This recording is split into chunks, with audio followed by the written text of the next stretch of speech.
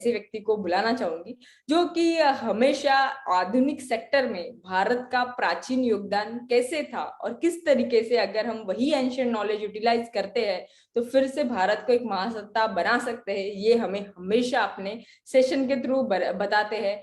और इसी सेशन के द्वारा अभी मैं उनको रिक्वेस्ट करूंगी कि ये वो बैंकिंग सेक्शन को आगे बढ़ाए। हमारे एमसीएल के रचनाकार, सलाहकार और शिल्पकार doctor Shyam Golab sir, thank you. Thank you madam and good morning everyone. दोस्तों नमस्कार, मैं डॉक्टर श्याम गोलब फिर से एक बार आपका इस ट्रेनिंग सेशन में स्वागत करता हूं। मैं आशा करता हूं कि आप सभी लोग स्वस्थ हैं और आप अपने साथ अपने परिवार का, यानी घर का परिवार और एमसीएल परिवार दोनों का ख्याल रख रहे हैं। मैं ये भी उम्मीद करता हूं कि आप सभी लोग 1 घंटा बहुत अच्छी एक्सरसाइज कर रहे हो, अपने हार्ट अपने लंग को मजबूत कर रहे हो और अपनी इम्यूनिटी को बढ़ा रहे हो। तो चलिए शुरुआत करते हैं आज के टॉपिक से। दोस्तों, business is all about making profit.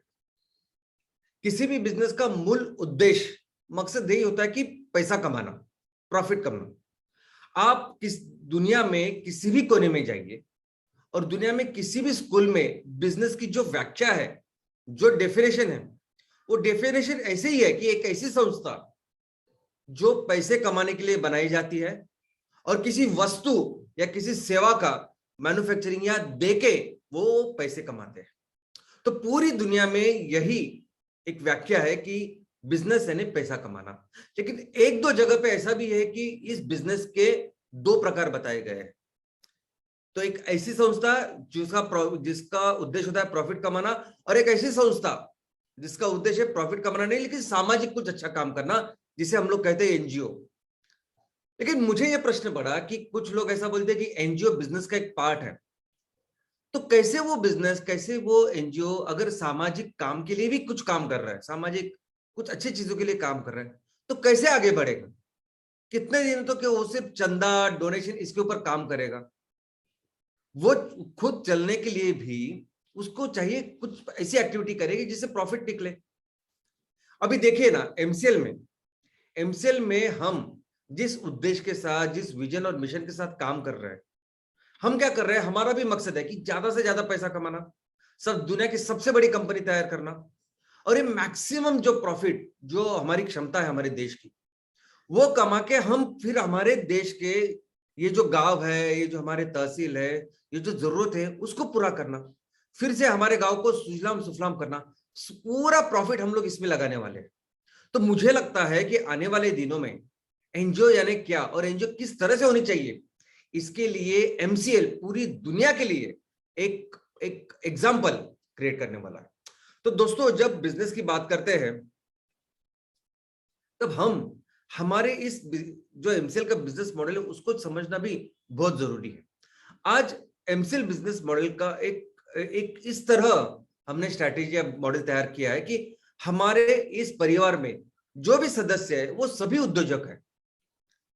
यानी हमारे बीडीए, हमारे चैनल पार्टनर, हमारे सभी तरह के उद्योग, यानी एमवीपी, एमबीएस, हर तरह के काम करने वाले उद्योजक, यहां तक के हमारे एमपीओ में जो आज शेयर होल्डर है, चाहे वो किसान हो, बगैर किसान हो, कोई गांव में रह रहा है, कोई शहर में रह रहा है, हर कोई जो एमसीएल से जुड़ा हुआ है, हर कोई उद्योजक है।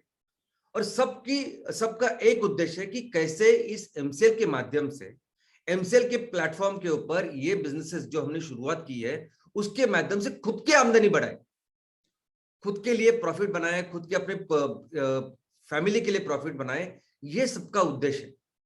और ये पूरी जो बिजनेस मॉडल है, ये हमारा बिजनेस मॉडल वैसे ही है। और अगर आप किसी भी पोजीशन पे हो, अगर आप सिंपल एमपीओ मेंबर्स भी हो या सिंपल चैनल पार्टनर हो या किसी भी लेवल पे अगर काम कर रहे हो, लेकिन अगर आपकी योग्यता है, अगर आप में वो पैशन है, अगर आप बहुत कुछ वो प्रतिभा अगर आप में है, तो आप कल एमसीएल के सर्वोच्च स्थान पे भी जा सकते। ऐसा भी इंतजाम हमने करके रखा है। तो एमसीएल ये सभी उद्योजकों से भरी हुई ऐसी एक फैमिली है। तो दोस्तों, जब हम सभी लोग उद्योजक हैं, जब इस एमसीएल के फैमिली से जुड़ा हुआ हर कोई अगर उद्योजक है, तो हमें एक चीज बहुत अच्छी तरह से समझनी चाहिए और वो है पैसा। हमें एक चीज बहुत अच्छी तरह से समझनी चाहिए, वो है पैसे का व्यवस्थापन, क्योंकि ये बहुत बहुत बहुत यानी कोर है। यानी एक ऐसी एक्टिविटी, जैसे हम लोग पढ़ाई करते हैं, तो पढ़ाई करते हैं तो उद्देश्य क्या होता है कि ज्यादा से ज्यादा मार्क अच्छे लाना, अच्छे स्कूल कॉलेज में एडमिशन लेना। वैसे ही अगर स्पोर्ट्स में जाते हैं तो हम लोग किसकी कोशिश करते हैं कि ज्यादा से ज्यादा मैं कैसे दौड़ू और कैसे वो 100 मीटर 200 मीटर वो कम वो रिकॉर्ड टाइम में करूं। उसी तरह से अगर आप बिजनेस की बात कर रहे हैं तो business is all about making money, right. लेकिन बहुत बार हमारे ये उद्योजक हमारे इस पैसे को ही इसके ऊपर ध्यान ही नहीं देते। और आपके सामने आजू बाजू आज हमारे सामने हजारों ऐसे एग्जांपल्स हैं जो बहुत ही अच्छे प्रतिभावान ऐसे उद्योजक हैं, जो बहुत मेहनत करते हैं, जो बहुत सच्चाई के साथ एक अच्छे इंटेंशन के साथ वो काम करते हैं, दिन रात मेहनत करते हैं, लेकिन फिर भी जो करना चाहिए बिजनेस वो तैयार नहीं कर पाते।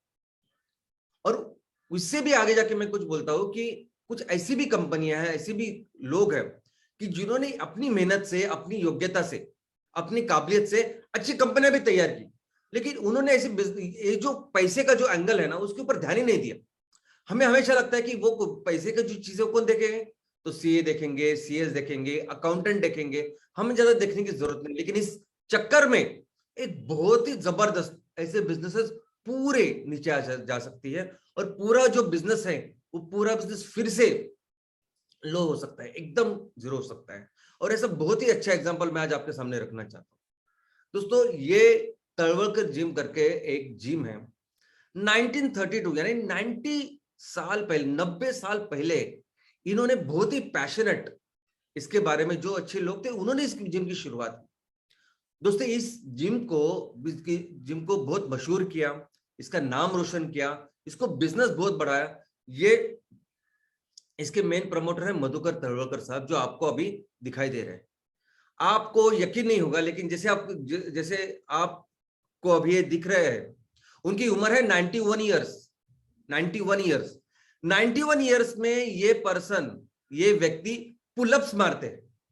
आप अभी भी जिस भी एज में हो, कोई भी एज में जो हो, अपना आप पुलअप मारने की कोशिश कीजिए। पुलअप्स यानी मैं सिर्फ वजन वगैरह उठाने की बात नहीं कर रहा हूं, पुलअप्स की बात कर रहा हूं मैं। ये आज भी पुलअप्स मारते, तो सोचिए कितने दिल से, और इनकी जो जीवन पद्धति वो जबरदस्त है, इसलिए 91 ईयर्स में भी आज वो ऐसे दिखते हैं। तो एक बहुत ही पैशनेट इन्होंने ऐसी तलवलकर जिम करके ये ब्रांड ये चालू किया। बाद में इनकी वो लगन, मेहनत, और एक अच्छे इंसान है, उन्होंने कुछ फंड रेजिंग की। और एक ऐसा समय था कि इस तलवलकर ये जो सेक्टर है हेल्थ सेक्टर से भी बेहतर नेक्स्ट जिम का सेक्टर है, इसमें पहली ऐसी कंपनी थी कि जो इतने बड़े लेवल पे काम कर रही थी। हमारे देश में लगभग 80 से ज्यादा शहरों में इन्होंने 520 से ज्यादा ब्रांचेस खोले। उन्होंने आईपीओ में गए, उन्होंने पैसा रेज किया। इनफैक्ट इनिशियली आईपीओ के पहले भी इन्होंने जो जो पैसा रेज किया, आपको यकीन नहीं होगा, लेकिन हॉलीवुड के जेनिफर लोपेज से लेके हमारे बॉलीवुड के शाहिद कपूर, मलाइका अरोरा, इन्होंने सबने इन पे पैसा डाला इस कंपनी, क्योंकि लोग अच्छे हैं, कंपनी अच्छी, सब कुछ। लेकिन वो जो फाइनेंशियल जो चीज है उसके तरफ साहब ने इन्होंने कभी शायद देखा नहीं, उसकी तरफ ज्यादा ध्यान नहीं दिया। तो इनके साथ जो लोग थे, जो सीए सीएस बाकी कुछ लोग थे, उन्होंने इस तरह से इसका सब मैं तो कहूंगा कि गलत व्यवस्थापन किया कि जिसकी वजह से आज ये जो कंपनी है इसके 520 से जो शाखाएं कम होकर आज सिर्फ 3 से 4 शाखाएं है। आज उनका शेयर 2 से 3 रुपए का है, और उनके ऊपर ऑलमोस्ट 750 करोड़ का लायबिलिटी है, उसमें से 450 करोड़ बैंक का लोन है। तो दोस्तों, ये बहुत जरूरी है समझना कि पैसा और पैसे का व्यवस्थापन इनफैक्ट आप जहां रह रहे हो अभी, जिस तहसील में, गांव में, और हमारे देश से लेकर दुनिया में कहीं किसी भी देश में जाइए, वो लोग सक्सेसफुल होते हैं। और जो लोग सक्सेसफुल है बिजनेस में, उनमें एक चीज कॉमन होती है कि वो बहुत अच्छी तरह से समझते पैसे, बहुत अच्छी तरह से समझते कि कैसे बिजनेस में पैसे का ख्याल रखा जाए, पैसे का व्यवस्थापन करना चाहिए, जो हम लोग नहीं समझते। और ऐसा नहीं है कि इनको समझने के लिए इनके पीछे बैकग्राउंड होता है, वो कुछ सीए होते हैं, सीएस होते हैं, अकाउंटेंसी आते हैं, बिल्कुल नहीं। अभी एक अच्छा एग्जांपल मैंने आपके सामने रखा है धीरूभाई अंबानी साहब का, लेकिन ऐसे सभी एग्जांपल्स हैं। वो ही लोग सक्सेसफुल होते हैं बिजनेस में जो पैसे के बारे में ख्याल रखते हैं। अगर हम सभी लोग उद्योजक हैं, अगर हम सभी लोग चाहते हैं कि हमारे घर में हम एज ए उद्योजक मेरा ज्यादा से ज्यादा प्रॉफिट हो, तो ये चीज हमें सबको बहुत अच्छी तरह से समझनी पड़ेगी। और दोस्तों, ये अगर चीज है तो फाइनेंस के ये पैसा ऑफ कोर्स मैं आपको समझाऊंगा भी, लेकिन एमसीएल में एक प्रिंसिपल है काम करने का, एक तरीका है समझने का, कि हम लोग कोई आपको गाइड नहीं देंगे, हम लोग कोई आपको किताब नहीं देंगे, कोई लेक्चर्स नहीं देंगे, देखिए आप लेक्चर्स देखो, ये गाइड पढ़ो, फिर आप इसमें एक्सपर्ट हो जाओ, नहीं। It is always learning by doing. करो आप करो, देखो कोई चीज अगर 100 रुपए में भी बनती है, 10 रुपए में भी बनती है, तो किस तरह से 10 रुपए में बने। कोई चीज अगर वो 6 महीने में भी बनती है, 2 महीने में भी बनते, तो किस तरह से उसको करो। तो हर चीज में हम सभी मिलके इसको सीखेंगे कि कैसे इस चीज का हम लोग व्यवस्थापन करें, कैसे पैसे का व्यवस्थापन करें। और मुझे लगता है कि आप सभी लोग इस चीज को बहुत अच्छी तरह से समझे। बाकी कोई चीज आपको समझे ना समझे, टेक्नोलॉजी नहीं समझी, आपको बाकी की कुछ चीजें नहीं समझी, मार्केटिंग की चीजें नहीं समझी, वो ठीक चलेगा। लेकिन आप अगर इसमें हो, किसी भी बिजनेस में, किसी भी व्यवसाय में, और स्पेशली जब एमसीएल में हो, तब हमें इसमें बहुत अच्छी तरह से समझना चाहिए कि कैसे मैं 100 रुपए से 150 200 रुपए बना सकता हूं। और दोस्तों, आज की तारीख में पैसे हमारे जीवन की बहुत मूलभूत अत्यावश्यक ऐसी जरूरत बन चुकी है। यानी अगर आप घर में भी हो, हाउसवाइफ हो, घर का काम कर रहे हो, फिर भी आपको पैसे लगने हैं, दूध सब्जी सब कुछ। आप ऑफिस जा रहे हो तो भी आपको पैसे लगने हैं, आप बिजनेस कर रहे हो तो पैसे तो लगने ही है, आप स्कूल में जा रहे हो तो स्कूल की फीस वगैरह रहेगी, उसके लिए पैसे लगते हैं, कॉलेज में जाते हो उसके लिए पैसे लगते हैं, अगर आप कहीं घूमने जा रहे हो तो उसके लिए पैसे लगते हैं। तो ऐसी कोई भी चीज नहीं है कि जहां पैसे नहीं लगते। इतना जरूरी बन गया हमारे जीवन में पैसे का स्थान। और जहां पैसे आते हैं वहां आती है बैंक।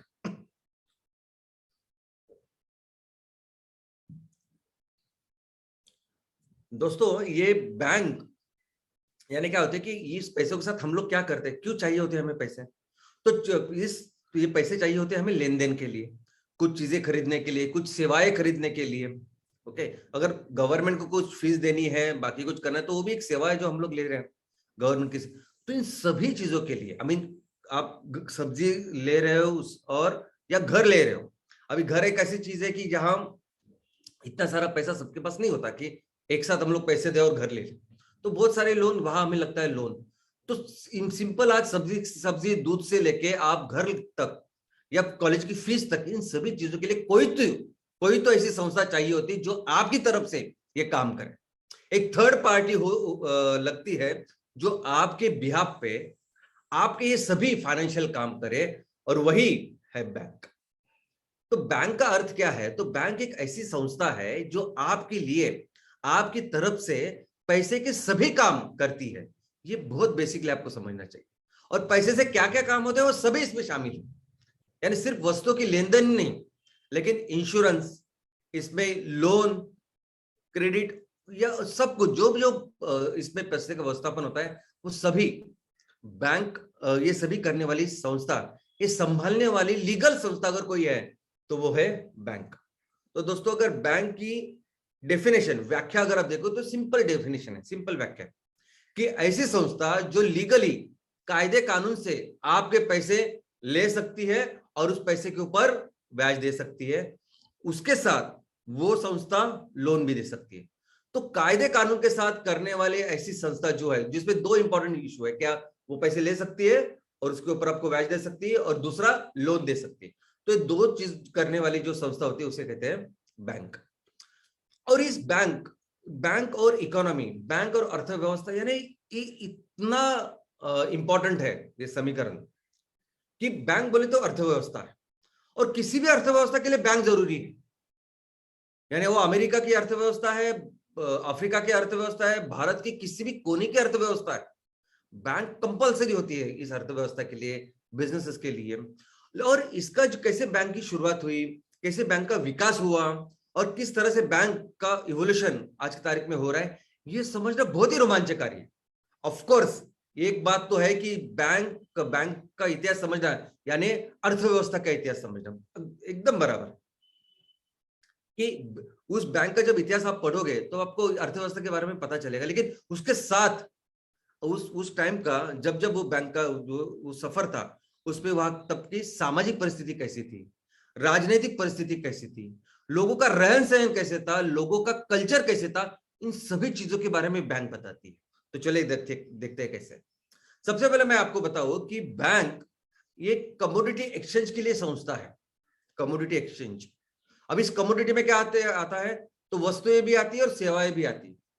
तो बैंक आपकी तरफ से ये सभी जो वस्तु है, सेवा है, उसको लेने देने के लिए ये जो काम करने वाले एक संस्था है, ये उसका बेसिक काम है। ओके, कि पैसा ये सब बैंक जो कुछ है वो आपके लिए यही काम करते हैं, एक्सचेंज ऑफ कमोडिटीज। तो कोई भी चीज लेने के लिए, देने के लिए, सेवा लेने देने के लिए आपको क्या लगता है, पैसा, और इस पैसे का व्यवस्थापन करती है बैंक। तो ये जो वस्तु विनिमय है, कोई भी चीज या लेन देन की जब बात आती है, तो इसकी जो शुरुआत हुई वो शुरुआत हुई बार्टर सिस्टम से। अभी बार्टर सिस्टम का मतलब है वस्तु विनिमय, यानी ऐसा समय था कि जब ये पैसे नहीं थे तो एक वस्तु को देके दूसरी वस्तु को हम लोग लेते थे। यानी दुनिया में देखो, दुनिया में सबसे पहले इकोनॉमी की शुरुआत हुई हमारी खेती बाड़ी से, एग्रीकल्चर से। मनुष्य एक प्राणी था और एक सामाजिक प्राणी बना, एक समाज में रहने लगा। उसका कारण ही था एग्रीकल्चर। वो खेती ही थी कि जिसके वजह से भटक भटक ने उसने छोड़ दिया, एक जगह पे रुक के वो खेती करने लगा। गांव बसे, शहर बसे, और हमें बाद में पता। तो जब वो गांव बसे तब इनिशियली क्या होता था उस अर्थव्यवस्था में, कि बहुत सारे लोग खेती करते थे। उसमें से कुछ लोग ऐसे होते थे कि जो खेती के लिए उपकरण या औजार जो लगते हैं वो बनाते थे। कुछ लोग ऐसे थे जो वस्त्र बनाते हैं। कुछ लोग ऐसे थे जो आपका घर बनाते थे। तो ये सभी लोग फिर एक दूसरे के लिए अपनी वस्तु या सेवा देने के लिए उसके एक्सचेंज में उनकी वस्तु लेते थे। यानी अगर आप मेरे घर के लिए लकड़ी का सामान बना रहे हो तो मैं अपने खेतों से जो मैंने धान तैयार किया मैं आपको दूंगा। तो इस तरह से बार्टर सिस्टम चलता था। लेकिन उस व्यवहार में, उस लेन देन में क्या होता था कि बहुत परेशानी होती थी। यानी हर वो जो व्यवहार है, जो चीज है, वो सही है क्या गलत। अगर मैंने आपको कोई चीज दी है वो शायद ज्यादा वैल्यू की हो सकती है, मूल्य की हो सकती है, और जो मैं आपसे ले रहा हूं वो कम है, तो मैं तो घाटे में रहा। दूसरा ऐसा भी हो सकता है ना कि उसका वस्तुमान आकारमान का कोई लेना देना नहीं था। यानी आप बोरी भर के आप उसको चीनी दो, आई मीन नमक दो, सपोज बहुत बड़ा बोरी भरी आपने और नमक दिया उनको, और उसके बदले में सिर्फ चप्पल ली। तो चप्पल दिखने में छोटे ही है या जूते छोटे हैं, आकारमान वस्तुमान कम है, लेकिन उसका मूल्य ज्यादा, हम सभी जानते हैं आज की तारीख में।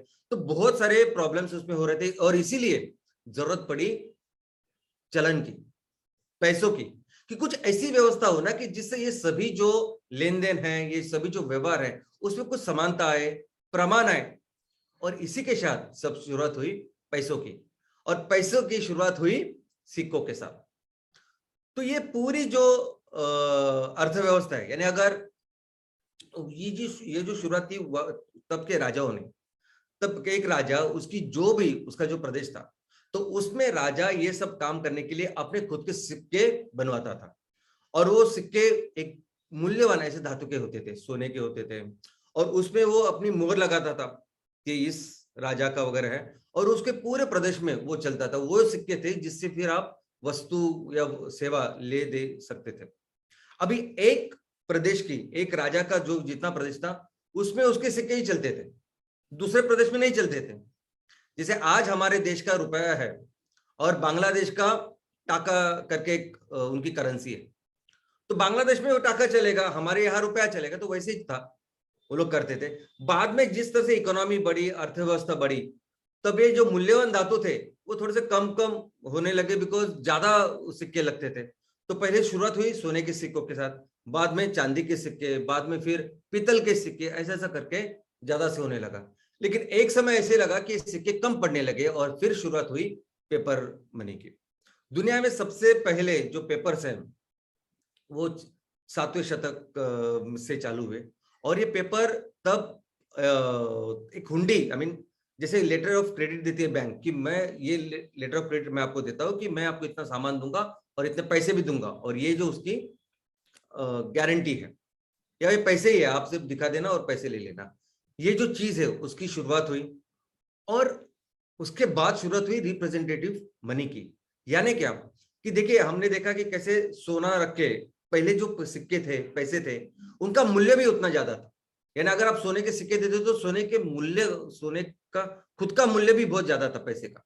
लेकिन आज की तारीख में वैसा नहीं है। आज की तारीख में अगर आरबीआई को 100 करोड़ का चलन प्रिंट करना है तो आरबीआई क्या करती है, या कोई भी किसी भी देश की मध्यवर्ती बैंक क्या करती है, तो वो जो 100 करोड़ आपको तैयार करने हैं उसके मूल्य का सोना या उसका इफेक्टिव जो कुछ मूल्यवान ऐसी चीज है उसको पहले रखती है, और वो रखने के बाद उसके अगेंस्ट ये करेंसी, ये जो नोट है वो छापती है, प्रिंट करती है।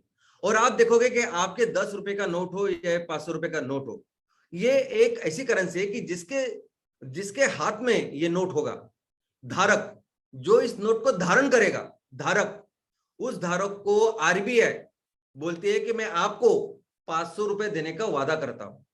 और आरबीआई की तरफ से कौन करता है? गवर्नर। तो इसलिए आप देखोगे कि इसमें उस नोट के ऊपर अभी इधर लिखा है गवर्नर उर्जित पटेल। तो जो भी गवर्नर होता है वो सरकार की तरफ से, आरबीआई की तरफ से, जिसने वो सोना रखा है और उसके अगेंस्ट एक करेंसी आपको दी है, तो बोलते हैं कि अगर जिसके पास ये नोट होगा उसको हम लोग 500 रुपए देंगे, और इसी पैसे को बोलते हैं रिप्रेजेंटेटिव मनी।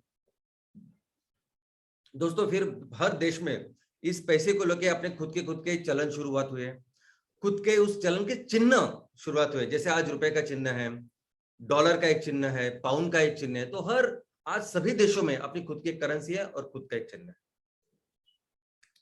एक बाद में एक ऐसा समय आया कि ये पेपर की भी जरूरत नहीं पड़ी, सिर्फ कंप्यूटर के ऊपर आप लोगों से ये पैसा ले दे सकते हो, वस्तु या सेवा लेने देने की शुरुआत हुई, और इसे हम लोग कहते हैं इलेक्ट्रॉनिक बैंकिंग, जहां कंप्यूटर से ये सब चलने लगा। और उसके बाद आया प्लास्टिक मनी, यानी करेंसी तो निकल ही गए, करेंसी की जरूरत नहीं, पैसों की जरूरत नहीं, पैसे आपको जेब में बटुए में रखने की जरूरत नहीं, आप सिर्फ एक प्लास्टिक का कार्ड, जिसे हम लोग क्रेडिट कार्ड, डेबिट कार्ड कहते हैं, वो लेके जाओ और उससे पूरी लेन देन करो। और आज जिस व्यवस्था में हम लोग हैं वो तो है वर्चुअल मनी, यानी वहां कोई किसी भी प्लास्टिक मनी, किसी भी पेपर मनी, कोई करेंसी की जरूरत नहीं। आपको सिर्फ फोन के ऊपर एक ऐप डाउनलोड करना है और उसके जरिए आप अपना सब इंतजाम करते हो, पैसे ले दे सकते हो, वस्तु सेवा ले दे सकते हो। तो आज इस लेवल पे हम लोग आ चुके हैं। तो ये तो हुआ पैसे के बारे में, किस तरह से पैसे का इवोल्यूशन हुआ। बैंक का कैसे इवोल्यूशन हुआ, तो ये समझना बहुत ही रोमांचक है। दोस्तों, ऐसा था कि जब से मनुष्य ने समाज का निर्माण किया है, लोग एक जगह बैठ के बस्ती करने लगे, तब से अर्थव्यवस्था शुरुआत है, तभी लोग कमा रहे हैं, धंधा पानी कर रहे हैं। लेकिन आज जिस तरह से हमारे घरों घरों में व्यवस्था है, अलमारी है और उसमें की लगने वाली चाबी भी है, लॉकर है, कि हम लोग अपना मूल्यवान कीमती सामान, हमारे पैसे हम लोग अपने यहाँ रख सकते हैं, वैसा उस टाइम नहीं था। पुराने जमाने में, एंशिएंट प्राचीन काल में ऐसा नहीं था, लोग करते थे, लेकिन उनके पैसे या उनका ये जो मूल्यवान चीज कहाँ रखे, ये पूरी सिस्टम आज जैसे है वैसे वहां नहीं थी।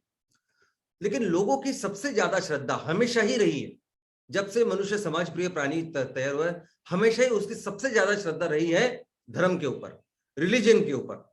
तो सभी लोगों का सबसे ज्यादा विश्वास अपने अपने धर्म के ऊपर था और उसकी पूजा करने वाले था। और सबसे सुरक्षित जगह अगर कोई थी ये सब चीजें रखने की, पैसा रखने की, मूल्यवान चीजें रखने की, तो वो थी ऐसी जगह जहां इस धर्म का प्रसार करते हैं, पूजा करते हैं, सब कुछ करते हैं। तो उसमें आते हैं मंदिर, मस्जिद, गिरजाघर, ये सभी चीजें। तो दोस्तों, अगर दुनिया में सबसे बड़ी, सबसे पहली बैंक अगर कोई है तो वो ये है। ये सभी धर्म के जो प्लेसेस है, रिलीजियस प्लेसेस है, ये हुआ करते थे बैंक। हमारे मंदिर, हमारे मस्जिद, हमारे गिरजाघर, गुरुद्वारा, ये हुआ करते थे बैंक। और इतना ही नहीं, ये संस्थाएं बाद में लोगों से ये सब वहां आता था और ये प्रॉपर बैंक जैसे काम करते थे। ये लोगों को जब जरूरत पड़ी थी तब पैसा देते थे, अगर कुछ संकट या कुछ चैलेंज आए तो उसमें पैसा खर्च करते थे। और पूरे लोग अपना पूरा जो वैल्यूएबल्स था, जो पूरा मूल्यवान चीजें, वो मंदिरों में रखते थे। और हमने देखा कि हमारे देश में तो हम पूरे दुनिया में इस समाज कालखंड में 90% of the time we were number 1 economy in the world. 90% of the time हम लोग दुनिया की सबसे बड़ी इकोनॉमी थी। कोई भी चीज ऐसी नहीं थी जो हमें बाहर से खरीदनी हो, हम तो सिर्फ लोगों से सोना लेते थे, ऐसे लेवल पे हम लोग थे। और हम लोग ये पूरा सोना इन मंदिरों में रखते थे। और यही फिर मैडम ने भी आज जो स्टोरी बताई वो, और बाकी हम देखते मंदिर हो, मस्जिद हो, गिरजाघर, ऐसा सब हुआ करते थे। और लोग भी क्या करते थे कि उनकी जो भी निजी संपत्ति थी वो उसको भी इस धातु में, मूल्यवान धातु या मूल्यवान जो रत्न होते उसमें कन्वर्ट करते थे। और ये पूरे जो रत्न है, जो मूल्यवान, यानी सपोज आपने कुछ काम किया, आपने जमीन बेची या जो कुछ जो भी पैसा है ना, वो फिर उस पर कन्वर्ट करते थे। और ये फिर ये मूल्यवान धातु वगैरह ये सब वो मंदिरों में रखते थे। और यही कारण है दोस्तों कि क्यों जब भी कोई वॉर होता था, कोई युद्ध होता था, तो दो राजाओं के बीच में भी युद्ध होता था तो वो मंदिरों को जाके उसको लूटते थे। क्योंकि ये मंदिर, ये गिरजाघर, ये सब कुछ थे ना, ये एक्चुअली बैंक थे। ये बहुत सारा पैसा उस मंदिरों में, मस्जिदों में, ये चर्चों में हुआ करता था। इसीलिए आप देखोगे, चाहे वो अपने अंदर का राजा हो, चाहे बाहर का कोई आके यहाँ हमारे यहाँ साथ झगड़ा या वॉर कर रहा हो, तो वो पहले जाके उसको लुटते थे। तो दोस्तों हमारे देश में जो बैंकिंग का इतिहास है वो भी बहुत ही रोमांचक है। सबसे पहले मैं आपको बता दूं कि हमारे सबसे प्राचीन जो दस्तावेज है, जो वेद और उपनिषद है, जो ग्रंथ है, उसमें हमारी अर्थव्यवस्था, सभी चीजों का बहुत अच्छी तरह से उन्होंने विवरण दिया हुआ है। लेकिन उसी के साथ और एक चीज आपको समझनी पड़ेगी कि प्राचीन काल से हमारे यहाँ है साहूकारी। साहूकारी यानी जब आपको पैसे लगते थे तब कुछ लोग थे उस टाइम भी समाज में जो आपको बहुत बड़ा चढ़ा के, बहुत ज्यादा इंटरेस्ट से आपको पैसे देते थे। यानी इतना ज्यादा इंटरेस्ट कि पूरी जिंदगी फिर वो उनके लिए काम करते थे। तो वो जो साहूकारी थी वो आज भी हम लोग देखते कि आज भी है।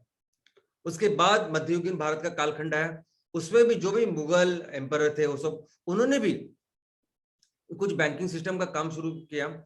उन्होंने भी एक दस्तावेज करके जो हुंडी हम लोग कह सकते हैं, ऐसी ऐसी संकल्पना, ऐसे काम चालू किया। तो तब मध्ययुगीन भारत में इस बैंकिंग जो सिस्टम थी या बैंकिंग का जो कामकाज था उसमें दस्तावेज की शुरुआत हुई। और दस्तावेज भी आगे जाके फिर हुंडी और बाकी की चीज होने लगी। और मॉडर्न यानी आधुनिक कालखंड में आधुनिक कालखंड की शुरुआत होती है अंग्रेजों के साथ। अंग्रेज तो एक कंपनी थी प्रॉपर, वो तो ईस्ट इंडिया कंपनी थी, उनका तो एक ही मोटिव था, कैसे ज्यादा से ज्यादा प्रॉफिट करना।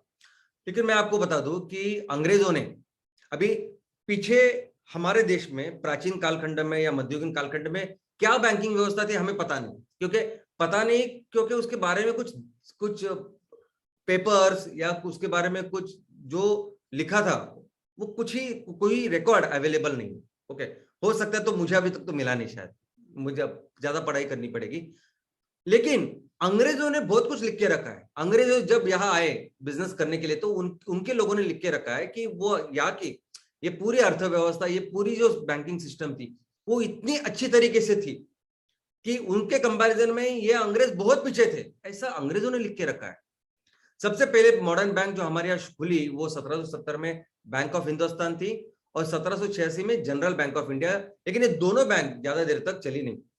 इन अंग्रेजों ने अपने बिजनेसेस के लिए बैंकों का निर्माण किया। उनको चाहिए थे पैसे या उनको आदान प्रदान, वस्तु के आदान प्रदान करने के लिए चाहिए थे सपोर्ट। तो इसीलिए फिर उन्होंने ये बैंकों का निर्माण किया, जिस बैंक में है यूनियन बैंक ऑफ कलकत्ता, सबसे पहली बैंक है जिन्होंने शुरुआत की। और दूसरी बात इलाहाबाद बैंक जो अभी भी काम कर रही है।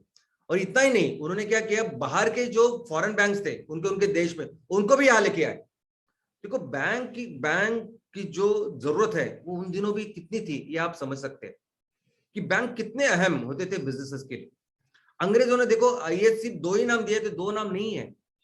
अभी भी मैंने जो बताया दो नाम, बहुत सारे नाम है जो मैं यहाँ नहीं दे सकता। और मुझे लगता है कि आप पढ़ो इसके बारे में, देखो फॉरेन बैंक्स में मैंने सिर्फ वही नाम लिखे जो आप जानते हो।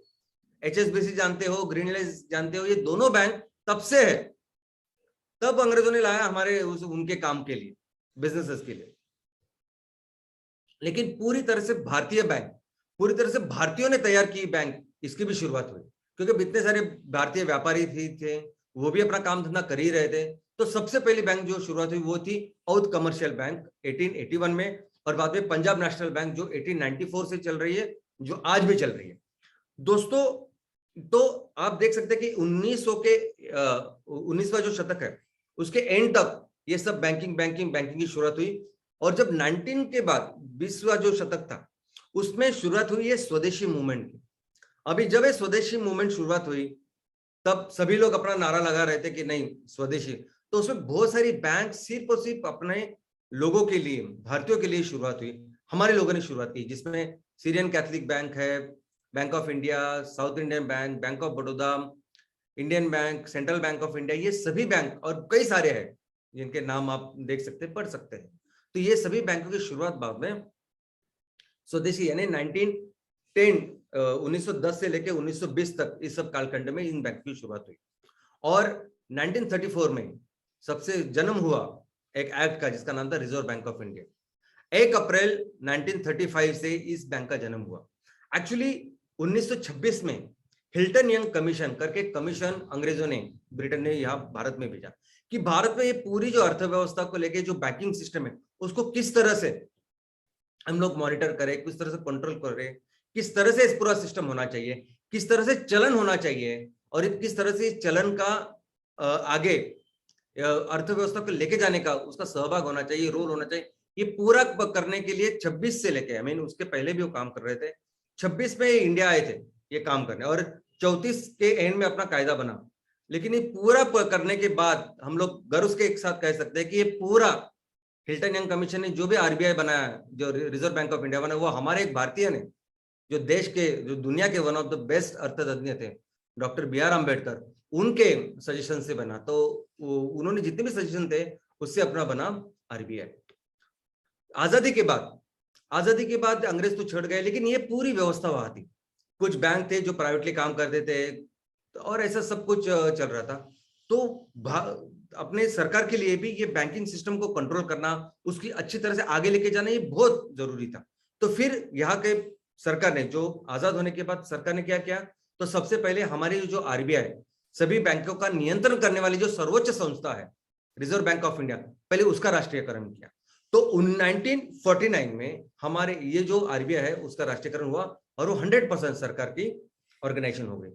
उसके बाद हमारे देश में अंग्रेजों का जो बिजनेस चल रहा था उसके लिए 3 सबसे महत्वपूर्ण बैंक थे, जिनको हम लोग इंपीरियल बैंक बोलते थे, बाद में प्रेसिडेंशियल बैंक बोलने लगे। तो प्रेसिडेंशियल बैंक ऑफ कलकत्ता पहले नंबर 1 बैंक, दूसरी प्रेसिडेंशियल बैंक ऑफ मद्रास और प्रेसिडेंशियल बैंक ऑफ बॉम्बे।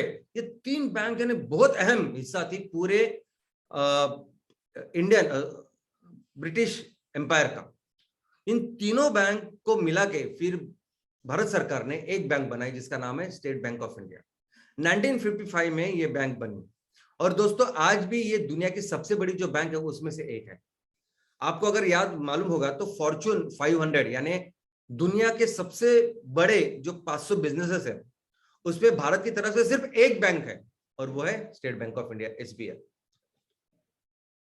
लेकिन भारत सरकार हमेशा जानती थी कि ये अगर हमें अपने देश को आगे लेके जाना है या इसको डेवलप करना है, आर्थिक जितनी पॉसिबिलिटी वो बेहतर करना है, तो उसके लिए बैंक कितना जरूरी है। तो आप देखोगे तो देखिए कि इस आजादी के बाद इस बैंकिंग सेक्टर के ऊपर पूरी बहुत कोशिश की गई, मेहनत की गई, लेकिन इतना सब करने के बाद भी जो स्टेटस था, जो परिस्थिति थी, वो इतनी अच्छी नहीं थी। क्योंकि प्राइवेट जो बैंक थी, जो महत्वपूर्ण बैंक थी और जो सिर्फ शहरों में काम करती थी, ऐसे बैंकों के पास लगभग 85% पैसा था। ओके, अभी आप समझिए कि हमारे देश में ग्रामीण अर्थव्यवस्था है, 70% लोग वहां रहते हैं, 30% शहरों में रहते हैं, और सभी जो बैंकिंग सिस्टम है वो शहरों में था। सभी जो कुछ पैसा था उसमें से 85% शहरों में था। और ये जो गांव में रहने वाले लोग हैं और जो हमारी अर्थव्यवस्था का बेसिक नींव थी, हमारी जो खेती बाड़ी, एग्रीकल्चर, छोटे छोटे उद्योग, उनके पास देने के लिए कोई बैंकिंग सिस्टम ही नहीं थी। तो इसीलिए ये निर्णय हुआ और 1969 में और 1980 ऐसे 2 बार ये जो खासगी बैंक थी, प्राइवेट बैंक थी, जो अपनी तरफ से बिजनेस करती थी, सिर्फ शहरों में बड़े बड़े बिजनेस को पैसा देती, उन सभी का फिर राष्ट्रीयकरण हुआ। 69 में 14 इंपॉर्टेंट बैंक और इस 80 में 6 बैंक। और आप देख सकते हो कि एग्रीकल्चर में 69 में सिर्फ 5% जो पद पुरवठा था, जो लोन थे, वो सिर्फ 5% दिया करते थे। फिर राष्ट्रीयकरण के बाद अभी हम लोग 18-20% देते हैं। और जो छोटे बिजनेसेस है, जो पूरा बैकबोन है हमारे इकोनॉमी का, उसके लिए भी बहुत कम 8 से 10% इतने ही थे। तो टोटल प्रायोरिटी सेक्टर जो था वो हमारा 12 से 14% इतना ही था। वो पूरा प्रायोरिटी सेक्टर बढ़ के आज 45% इतना प्रायोरिटी सेक्टर है। तो जो भी जरूरतें थे वो जरूरतें पूरी करने की कोशिश की गई, लेकिन वो जरूरतें काफी नहीं थी। हम लोग ने देखा हमेशा कि ये जब से सरकार, हम लोग जब से आजाद हुए, अंग्रेज तो चले गए लेकिन अंग्रेजों की जो मानसिकता थी वो वैसे ही रही। ये सभी जो बाबू लोग सब काम करते थे, रेड टेपिज्म यानी लाल फीती, यानी कोई भी काम करना हो तो मिलता ही नहीं था कुछ, लाइसेंस राज, ये सब कुछ। और बैंक का भी उसमें वैसे उसी तरह बैंक पूरी सिस्टम जो थी उसी की वजह से भी आगे नहीं बढ़ पा रही थी, लोगों को फायदा नहीं हो रहा था। इसलिए 91 में जो भी उदारीकरण, जागतिकीकरण और खाजगीकरण, जिसे हम एलपीजी कहते हैं, लिबरलाइजेशन, प्राइवेटाइजेशन और ग्लोबलाइजेशन, 1991 में हुआ, क्योंकि हम बहुत ही चिंताजनक परिस्थिति में थे इस सभी लाल फीती से की वजह से। तो सब निकाल दिया गया और उसमें से फिर बैंक भी निकाल दी गई और बहुत सारे बैंक का जन्म उसके बाद हुआ। आज हमारे देश में जो बड़ी बड़ी इंपॉर्टेंट बैंक है उनका जन्म इस 91 के बाद हुआ। तो दोस्तों अलग अलग तरह की बैंक होती है। सबसे पहले तो एक बैंक है जो सेंट्रल बैंक ऑफ इंडिया है, जो mean central bank of India नहीं, जो हमारी देश की मध्यवर्ती बैंक है। ये एक ऐसी बैंक, एक ऐसी संस्था जो हमारे देश में सर्वोच्च तो है ही, लेकिन बाकी पूरा जो बैंकिंग सिस्टम है हमारे देश का उसको रेगुलेट करती है, उसका नियंत्रण करती है, उसको सुपरवाइज करती है। बैंकों की बैंक अगर कोई है तो वो है आरबीआई। सब कुछ बैंक के बारे में अगर कोई तय करना है, आगे की कुछ ध्येय धोरण है, गाइडलाइंस है, ये कौन डिसाइड करता है? तो वो करती है आरबीआई। तो आरबीआई एक अपनी तरह से एक अलग ऐसी संस्था है। लेकिन दूसरे जो है, जो नॉर्मली बिजनेस करते हैं, वो सभी आते हैं कमर्शियल बैंकों में। कमर्शियल बैंक यानी ऑफकोर्स बिजनेस है। बैंक भी वैसे देखा जाए तो बिजनेस करने वाली संस्था है। उनका काम क्या है कि आपके पैसे लेना और वो पैसे तो किसी अच्छी जगह पे डालना और उससे ज्यादा पैसा, ज्यादा ब्याज लेना, क्योंकि आपसे अगर पैसे लेते हैं बैंक तो आपको भी ब्याज देना है उसके ऊपर। तो ये सब करने वाली, इनको सभी कहते हैं कमर्शियल बैंक। और इसके भी प्रकार है, गवर्नमेंट, प्राइवेट और कोऑपरेटिव, फॉरेन। तो गवर्नमेंट, अभी आज की तारीख में जो कमर्शियल बैंक्स है, बैंकिंग जो चल रहा है, उसमें गवर्नमेंट बैंकों की संख्या है 12। सब ये मर्जिंग वगैरह होने के बाद 12, उनके कई सारे ब्रांचेस है जो काम कर रहे हैं। उसके बाद है प्राइवेट बैंक, लगभग 22 प्राइवेट बैंक आज की तारीख में काम कर रहे हैं, जो जिनके अलग अलग नंबर है, संख्या मैं आपको बताऊंगा। और फॉरेन बैंक्स, कई सारे फॉरेन बैंक्स भी है जो आज की तारीख में हमारे यहाँ बिजनेस कर रहे हैं। अभी हर गवर्नमेंट बैंक कितने हैं, कैसे काम कर रही है, फॉरेन बैंक कितने हैं, कैसे काम कर रही है, प्राइवेट बैंक का कैसे चल रहा है, ये सब मैं आपको बताऊंगा। लेकिन एक बहुत इंपॉर्टेंट सेक्टर आज हमारे देश में जिसका नाम है सहकारी बैंक्स, कोऑपरेटिव बैंक्स। और ये सहकारी बैंक्स भी गवर्नमेंट की खुद की भी है और प्राइवेट भी है। अभी सहकारी बैंक यानी समझिए कि लोग इकट्ठा आके सहकार के तत्व के ऊपर बैंक बनाते हैं। ये बहुत ही बड़ी एक हमारे देश में ऐसी एक सिस्टम है सहकारी बैंकों की, जो सिर्फ ग्रामीण नहीं, शहरी यानी शहरों में भी है, और जो सिर्फ खेती के लिए नहीं तो बाकी सब चीजों के लिए भी। और इसकी बहुत अच्छी जानकारी हम लोग जल्दी लेंगे। तो बैंकिंग सिस्टम जो है भारत में, तो देखिए अगर कोई पूछेगा कि आपके यहाँ बैंक कितने हैं, कितनी व्यवस्था है आपकी बैंक में, तो ये सिंपल सा हम लोग बोल देते हैं कि हमारे यहाँ बैंक डेंसिटी कितनी है, तो 1 लाख लोगों के लिए हमारे यहाँ 14.58 इतने बैंक है, तो एवरेज है। दुनिया का ग्लोबल कितना एवरेज है, तो दुनिया में 1 लाख लोगों के लिए 17.80 इतना है। तो ज्यादा फर्क नहीं है वैसे देखा जाए तो, ठीक है, हम लोग कम है तो ठीक है, लेकिन इतना हमारा एवरेज है। लेकिन दोस्तों बैंकिंग का मतलब ये नहीं, पहले हमको सबको ये समझना पड़ेगा, एवरेज 1 लाख लोगों के पीछे इतने बैंक है, ये एवरेज समझना ज्यादा इंपॉर्टेंट नहीं है। इंपॉर्टेंट क्या है, ये समझना इंक्लूसिव बैंकिंग। देखो क्या है कि एवरेज कैसे करते हैं आप, कि शहरों में बहुत ज्यादा है, गांव में कम है, पूरा आप इकट्ठा लाते हैं और उसको डिवाइड करके आप एवरेज निकालते हैं। लेकिन हमको ये समझना है कि आज की तारीख में बैंकिंग बहुत इंपॉर्टेंट चीज बन गई है। जैसे पैसा इतना इंपॉर्टेंट हो गया, तो वैसे ही बैंक, हर कोई व्यक्ति, हर कोई परिवार अगर कहीं भी रहता हो तो उसको कम पैसे वाले, आई मीन वो जो अफोर्ड कर पाए उस वो सब चीज को, तो ऐसा अफोर्डेबल, कम पैसों वाली, सस्टेनेबल ऐसी बैंकिंग, और उसके बैंकिंग से रिलेटेड हर चीजें, सर्विसेज जो होती है वो मिलना, वो हर देश की एक प्रमुख प्राथमिकता है। आप समझ रहे इस बात को? यानी हमारे देश में रहने वाले हर परिवार को बैंकिंग से जुड़े हुए हर व्यवस्था, मीन हर प्रोडक्ट्स, यानी इंश्योरेंस, लोन, बाकी डिपॉजिट्स, ये सभी कुछ मिलने चाहिए, अच्छे दाम पे मिलने चाहिए, सस्टेनेबल मिलने चाहिए, तब जाके हमारी अर्थव्यवस्था आगे चढ़ी। ये बहुत इंपॉर्टेंट है। लेकिन आज की तारीख में अगर आप देखोगे तो हमारे यहाँ जितने लोग शहरों में रहते हैं, अभी शहर या अर्बन जिसे कहते हैं, तो ये भी 3 टाइप के हैं। ओके, पहले आता है सेमी अर्बन। अभी इसमें हिंदी को में क्या बोलते हैं मुझे याद नहीं, लेकिन सेमी अर्बन यानी क्या? तो वो शहर जिसमें 10,000 से 1 लाख तक इतनी जनसंख्या है। नेक्स्ट आता है अर्बन, जिसे 1 लाख से 10 लाख की व्यवस्था है, वो अर्बन जिसमें बहुत ज्यादा लोग रहते हैं। और थर्ड है मेट्रो सिटी, उसमें 10 लाख से ज्यादा अगर लोग रहते हैं तो उसको कहते हैं मेट्रो।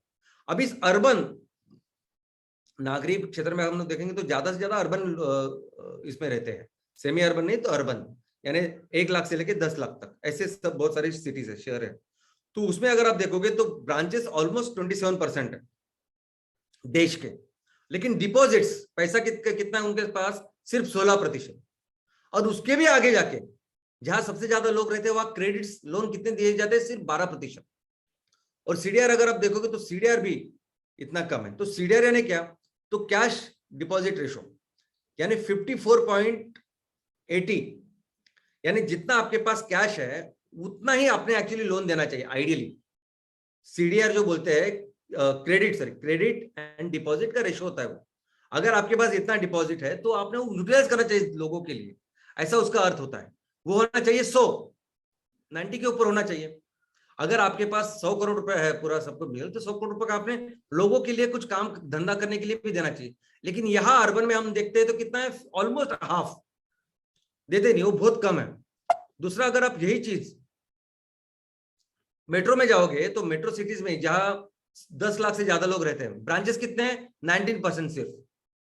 दुनिया देश के जितने भी ब्रांचेस है उसमें से सिर्फ 19% है वहां, 19। लेकिन डिपॉजिट्स कितना है? पैसा कितना पड़ा हुआ है? तो 50% से ज्यादा है।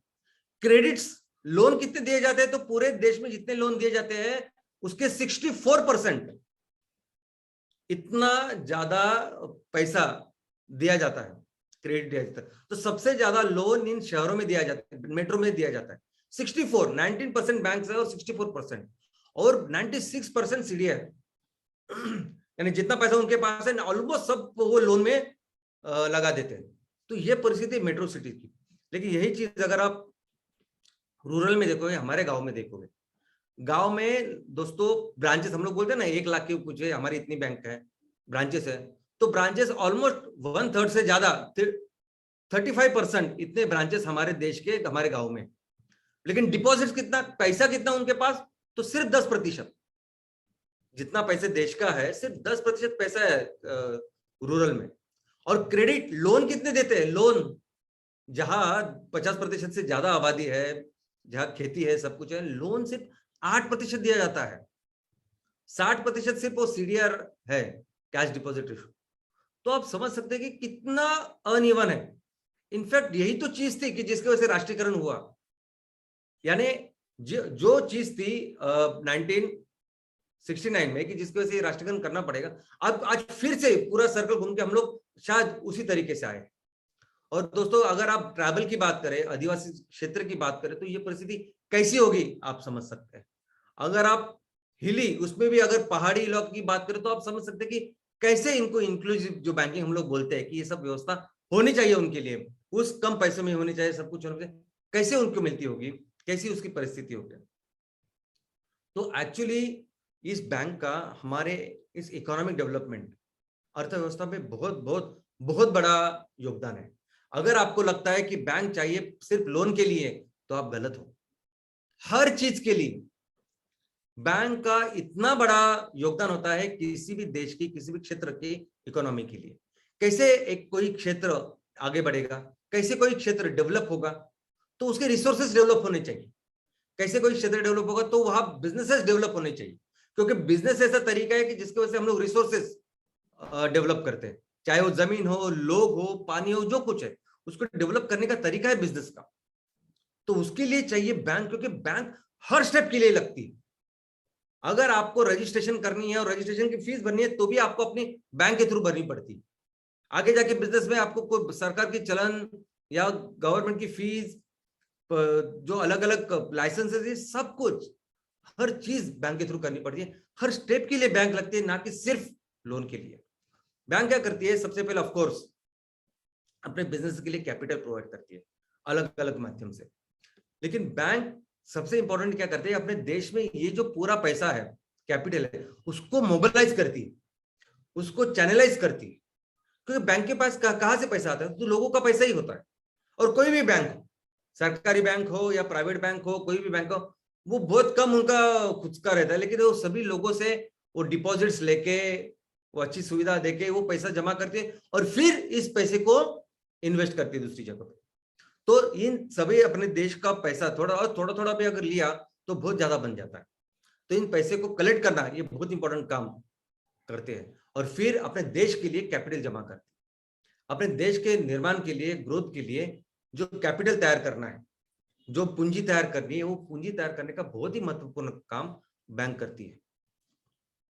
और इतना ही नहीं, यानी अगर आपको सिर्फ लोन देना इतना ही नहीं, लेकिन अगर आपकी कंपनी है और आपको पैसे चाहिए, अभी आप पैसे कैसे मिलेंगे, लोन तो एक बात है, लेकिन हम लोग शेयर्स देते हैं, ओके, और पैसे जमा करते हैं। एक तो शेयर्स हो सकते हैं, दूसरा हो सकता है कर्जा। तो कर्जा भी बहुत सारे लोगों को, जिस कर्ज रोके जिसे कहते हैं, डिबेंचर जिसे कहते हैं, वो दे सकते हैं, और थोड़ा थोड़ा करके हम लोग पैसा ले सकते हैं। जब शेयर्स देते हैं तो लोगों को क्या मिलता है, डिविडेंड मिलता है, और उसकी वैल्यूएशन बढ़ती है। जब कर्जा आप लेते हो, कर्ज रोके या डिबेंचर करके, तब लोगों को सिर्फ बैंक के जैसा आपको इंटरेस्ट देना होता है। दोनों चीजों में बैंक अहम भूमिका करती है। दोस्तों, वो पीरियड जब पैसा नहीं होता किसी के पास, तो ये बैंक बहुत इंपॉर्टेंट रोल तैयार करती है, आई मीन प्ले करती है।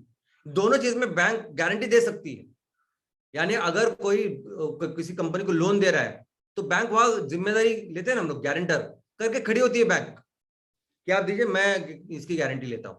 या शेयर्स देते तो उसके बारे में भी वहां भी बैंक गारंटी लेती है।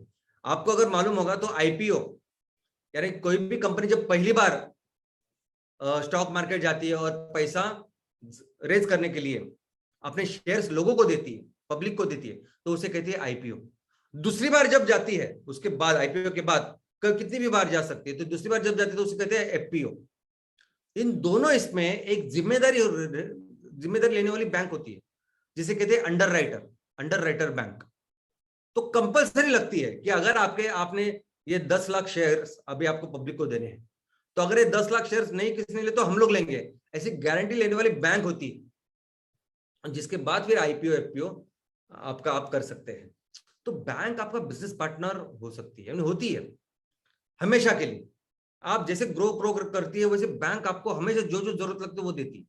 बहुत बार ऐसे भी होता है कि आप बिजनेस की शुरुआत करते हो, आपको थोड़ा सा पैसा लगता है, उसके बाद अभी बढ़ते हो और ज्यादा पैसा लगता है, तो हर बार वो आपका लोन बढ़ा के देती है, इनिशियल थोड़ा देती है, बाद में बड़ा के करती है, ऐसा सब करती है।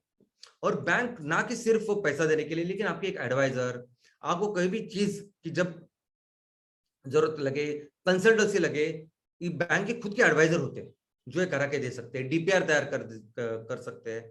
तो बहुत सारा रोल है बैंक का आपके बिजनेस को बढ़ाने के लिए, जो कर सकते हैं। लेकिन दोस्तों, आज की तारीख में अगर आप देखोगे तो बैंक की पूरी जो व्यवस्था है, बैंकिंग व्यवस्था, इसमें ऊपर बहुत सारे चैलेंजेस हैं। वो कैसे चैलेंजेस है, तो सबसे पहले यही मुश्किल है, लोन मिला मुझे लेना, कर्जा लेना, ये सबसे मुश्किल हमारे देश में है। बाकी देश को पता नहीं, लेकिन हमारे यहाँ हमने देखा अभी कैसे ग्रामीण क्षेत्र में और शहरी भाग, अर्बन, कितना कम वहां क्रेडिट है, बहुत मुश्किल। अभी ऐसा क्यों है, क्योंकि बैंक भी एक व्यवस्था है और बैंक को भी चाहिए। देखो बैंक, अगर आप ऐसा समझते हो कि नहीं, अगर कोई बैंक सिर्फ डिपॉजिट ले रही है तो बहुत अमीर बैंक है, तो बिल्कुल नहीं, डूब जाएगी वो बैंक। अगर बैंक कर्जा नहीं देगी तो डूब जाएगी, क्योंकि बैंक जो जिससे पैसा लेते हैं उनको ब्याज ब्याज भी तो देना है ना। तो उनको कंपलसरी है कर्जा देना, उनको कंपलसरी, अच्छे लोग हैं, लोगों को कर्जा दे, उनको भी अच्छा पैसा मिले, सामने वाले का भी फायदा, फिर भी लोन नहीं मिलता। दूसरे, ये जो एग्रीकल्चर है, जो हमारे पूरे बिजनेस का या अर्थव्यवस्था, भारतीय अर्थव्यवस्था का जो बैकबोन है, कृषि और लघु उद्योग, जो सबसे इंपॉर्टेंट, सबसे अहम, सबसे ज्यादा एम्प्लॉयमेंट देने वाले क्षेत्र है, वही लोन नहीं है। सबसे कम लोन अगर आप देखोगे, तो पूरी प्रायोरिटी सेक्टर में सब कुछ है, लेकिन जितना चाहिए वैसे परातक क्षेत्र में नहीं है लोन। और ये व्यवस्था ऑलमोस्ट हर राज्य में है, हर राज्य में ये परिस्थिति है। आपको शायद पता नहीं, लेकिन एग्रीकल्चर को लेके और इस लघु उद्योग को लेके एक बहुत बड़ी यंत्रणा है, जिसके बारे में मैं आपको बताऊंगा, डिटेल में बताऊंगा। लेकिन फिर भी आज हमारे खेती बाड़ी के लिए, हमारे इस लघु उद्योग के लिए लोन ही नहीं मिलता। आज भी अगर आप देखो, साहूकारी, यानी सिर्फ एक ऐसे छोटी से एस्टिमेट है कि 50% से ज्यादा है, लेकिन बहुत ज्यादा हो सकती है। आपको शायद अंदाजा नहीं, लोग किस तरह से, यानी 500,000 रुपए से लेके उनको लोन लगता है, ऐसी ऐसी जरूरत होती है, सिंपल बेसिक। और उसके लिए यही साहूकार लेते हैं, जो इतना, जो महीने का 5% ब्याज लेते हैं, 5%, 7%, 8%, 10% तक। और लोन, बस लोन का ब्याज बाद चढ़ता जाता है, और वो वैसे ही यंत्रणा आज भी है दोस्तों। ये ना हो इसलिए गवर्नमेंट ने अभी मुद्रा लोन लाया। मुद्रा लोन में ऐसा है कि 50,000 तक आपको लोन ऐसा ही मिलना चाहिए, ज्यादा कागजात की जरूरत नहीं होनी, लेकिन फिर भी नहीं मिलता। 50,000 तो ज्यादा है, लेकिन 2,000, 5,000, 10,000 भी लोगों की जरूरतें होती है, जो नहीं होती। और आज की तारीख में भी बहुत बड़ा सेगमेंट है साहूकारी, जो इस तरह से लोन देता है, और पूरी जिंदगी फिर उनको वो चुकाना पड़ता है। और हमारे देश में एनपीए ज्यादा है, पूरे पूरे दुनिया का ऑलमोस्ट 5% है, और हमारा 7 से लेकर 8% तक है। तो दोस्तों ऐसा क्यों है कि हम लोग, ये सब ऐसी परिस्थिति है। एक तरफ बैंक है जिनको ग्रो होने के लिए भी अच्छे कस्टमर चाहिए, और एक तरफ हमारी जनता है जिनको पर्याप्त लोन नहीं मिलता। दूसरी तरफ ऐसी भी परिस्थिति है कि कैसे एक गांव है, जो गांव 80% पूरे साहूकारी पे चलता था, लेकिन एक चीज की वजह से वो पूरी साहूकारी खत्म हुई, और अभी लोग सिर्फ 10% तक शायद साहूकारी जाती है, बाकी पूरे लोग वो साहूकारी से मुक्त हो गए। कैसे एक छोटी सी बैंक कैसे पूरे देश को बदल सकती है, कैसी ग्रामीण व्यवस्था है, कैसे इस खेतीबाड़ी के लिए व्यवस्था है, एग्रीकल्चर के लिए कितना बड़ा सिस्टम आज हमारे देश में है। सरकार ने आजादी के बाद अभी तक कितना कुछ सरकार कर रही है इस एग्रीकल्चर के लिए, फिर भी वो नहीं हो रहा है। वो सब हम लोग जानेंगे नेक्स्ट सेशन में। दोस्तों मैं फिर से बोलता हूं, ये फाइनेंस, ये पैसे का जो सेशन है वो बहुत इंपॉर्टेंट है। मेरी आपसे विनती है कि मैंने अभी आज यहाँ सेशन में कोई ज्यादा आपको वो आंकड़े नहीं बताया, ये ऐसे इतने इतने ब्रांचेस ऐसे नहीं बताया। मुझे लगता है आप जरा जाइए, पढ़िए, कुछ नहीं फर्क पड़ेगा आपका क्या बैकग्राउंड है, कुछ नहीं। जितना आपको समझता है बैंक के बारे में, जितना आप पढ़ सकते हो, नेट से पढ़ो, अखबार पढ़ो, कोई बुक किताब पढ़ो, अपने बच्चों जो स्कूल में कॉलेज में जा रहे हैं उनसे पढ़ो, जो भी आपसे हो सकता है। लेकिन सिंपल चीजें, CLR SLR सिंपल चीजें होते हैं, क्या करता है RBI, ये पढ़िए आप, ये पढ़िए, थोड़ी सी जानकारी लीजिए। आपको, हमको एक्सपर्ट नहीं होना, हमें कोई बैलेंस शीट नहीं तैयार करनी, लेकिन समझनी तो चाहिए क्या होती है बैलेंस शीट। दोस्तों छोटी छोटी चीजें, ज्यादा वक्त नहीं, लेकिन मुझे लगता है कि आप सभी ने इसको पढ़ना चाहिए।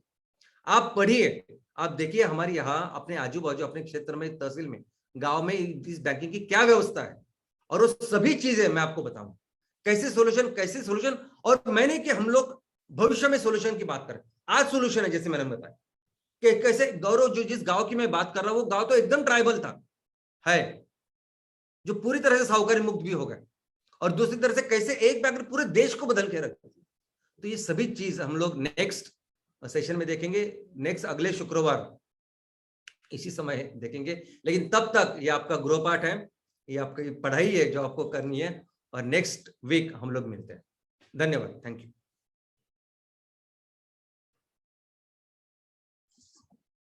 आर्थिक आजादी की बात करेंगे, फाइनेंशियल फ्रीडम की बात करेंगे, तो उसके पहले पैसे को जानना होगा। हम जब बात करते हैं कि फ्यूल इंडिपेंडेंस देंगे, इकोनॉमिक इंडिपेंडेंस देंगे, जब तक हमें पैसा समझ नहीं आएगा तब तक हम पैसे का विनियोग अच्छे सही नहीं कर पाएंगे। ये आज का थॉट था और उसकी हिस्ट्री आज बहुत सही तरीके से, सटीक तरीके से श्याम सर ने बताई है। गुड मॉर्निंग एमसीएल इंडिया परिवार। और आज था आपका एक अनोखा शुक्रवार जहां पे आपने जाना कि हमें as a MCL even member, MCL stakeholder, MCL का अगर हिस्सा है तो हमें क्या क्या सोचना चाहिए, क्या क्या समझना चाहिए। हर शुक्रवार को आके श्याम सर ने हमें एक एक चीज को बारीकी से समझाने का जो बीड़ा उठाया है, उसकी और एक पहल थी बैंकिंग सिस्टम ऑफ इंडिया को जानना। पर आज उन्होंने जो पूरा डिग आउट किया है हिस्ट्री को और इतनी सरल से समझाया हमें कि आने वाले फ्यूचर में एमसीएल इंडिया को ग्रेट बनाने में क्या रोल प्ले करेगा प्रैक्टिकली, ये आज के सेशन एक एग्जांपल था। इसका पार्ट 2 आना बाकी है और पार्ट 2 और इंटरेस्टिंग होगा और एजुकेटिव होगा और इंफॉर्मेटिव होगा और हमारी आंखें जरूर खोलेगा। वैसे ही हमें बताया प्राची मैडम ने आज कि कैसे हमारे पुरातन इतिहास में, एंशिएंट इंडिया में जो स्तंभ हुआ करते थे उनकी एनर्जी क्या थी। जी हाँ, हम एनर्जी की बात करते हैं तो प्राची मैडम ने वो अलग तरीके से बताया। तो ये जो ब्रेन इंटेलिजेंस आज हमें मिल रहा है, यही एमसीएल का हिस्सा होने का सही मायने में अर्थ है और यही अर्थ आपको एमसीएल को घर घर में पहुंचाने में हेल्प करेगा। Thank you very much Shyam sir, thank you very much Prachi madam, and thank you very much all the MCL India परिवार who are coming here every Friday religiously and interestingly आप ये सब लोग फॉलो कर रहे हैं। तो thank you all the channel partners, all MBP owners, BDS, senior BDS, MBS, MP owners and all the family members of MCL India. जी हाँ, मैं आपको बहुत प्यार से, बहुत नम्रता से आपको याद दिलाना चाहूंगा कि आप अपने दिमाग में, आप अपने घर की दीवारों पे, जहां जहां पे आपकी नजर हर रोज जाती है, वहां पर आप एक चीज को लिख के रखिए कि आपको इस देश की मिट्टी का वास्ता है। जी हाँ, एमसीएल ही सुजलाम सुफलाम भारत का रास्ता है। जय हिंद, जय MCL. Thank you very much doctor Lavesh sir. MCL ही सुजलाम सुफलाम भारत का रास्ता है। थैंक यू दोस्तों। मैं आप सभी लोगों से ये रिक्वेस्ट करता हूं कि कृपया चैट बॉक्स में जाकर जो लिंक शेयर की गई है इसके ऊपर आप आपका फीडबैक हमारे साथ शेयर कीजिएगा। Thank you very much. और मैं शुक्रिया अदा करना चाहूंगा प्राची मैडम का, जिन्होंने हमें आज एक नई चीज बताई, एक नई चीज सिखाई।